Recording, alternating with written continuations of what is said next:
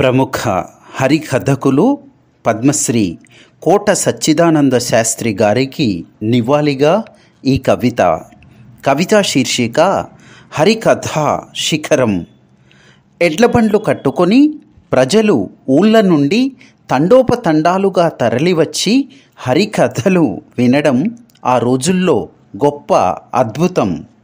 Cinema ప్రదర్శనలతో పోటీపడి హరికథను జనం కోలాహలంతో ఉన్నత శిఖరంపై నిలిపిన కళారత్న కోట సచ్చిదానంద శాస్త్రి.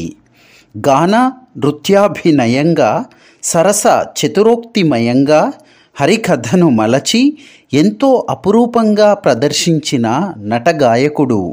7 దశాబ్దాల హరికథా గానంతో ఆయనను వరించి వచ్చింది పద్మశ్రీ. రామాయణ, భారత, భాగవతాలను గానం చేసిన హరికథ గంగా ప్రవాహం. ఆ ప్రతిభకు వందే, ఆ కళానిరతికి వందే.